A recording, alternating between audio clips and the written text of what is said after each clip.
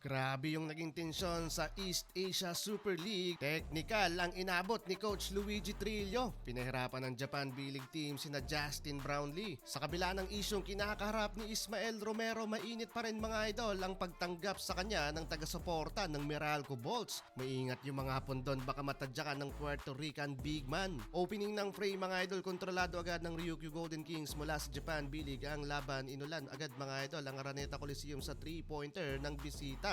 Habang 5 straight points naman mga idol ang kinamada dyan ng Iranian import guard na si Sena Vahedi. Plus 2 of 2 free throw naman ni Justin Brownlee. Kamot ulo agad dyan mga idol si Coach Nenad Vucinic dahil sa nangyayari. Paano ba naman kasi ganda ng pinapakitang ball movement dito ng visiting team, plus napaka-consistent pa sa kanilang outside shooting. Hanggang sa lumobo na nga mga idol sa 10 points ang kalamangan ng kalaban. Pero last 2 minutes, Ismael Romero mainit pa rin mga idol ang pagtanggap sa kabila ng issue. Eto, gandang reverse layup agad mga idol ang ginawa niya dyan, and 1 pa. Pero hot start for the visiting team, 10 points lead, 16-26. Second quarter tayo mga idol, first points as Meralco import ni Cody Lalane mula yan sa 3-pointer. Pero agad nakakasagot mga idol ang visiting team from the 3. Hindi lang isang beses kundi tatlong magkakasunod na 3-pointer ang kanilang pinukol sa basket ng Bolts. So far 8 out of 11 from downtown ng Ryukyu Golden Kings, shooting 72.73% from outside. Habang sobrang alat naman dyan mga idol ng Meralco Bolts, so far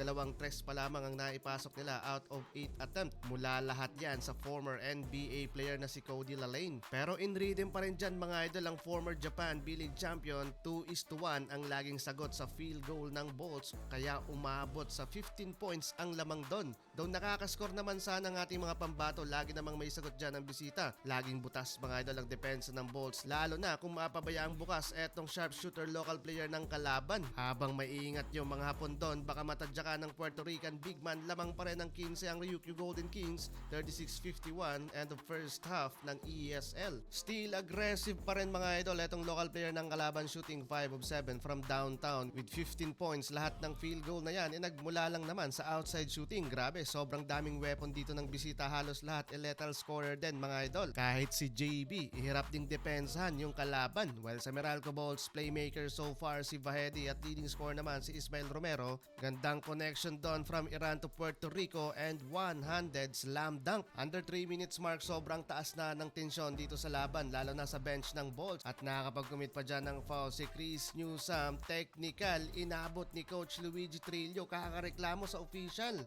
Winning time, 4th quarter, still buhay pa rin mga idol ang home team. Back-to-back 3-pointer dyan ang pinukol sa basket ng mga Hapon. Mula yan kana CJ Cancino at Cody Lalane to cut the lead down by 13 points. Nagangas na dito ang former NBA player na may 18 points. Nag-stare down pa nga mga idol sa import ng mga Japanese. From 18 points lead kanina ng Ryukyu Golden Kings, baba na yan mga idol sa 9 points. Yun nga lang, kinapos sa oras mga idol ang ating mga pambato at natalo sa Ryukyu Golden Kings.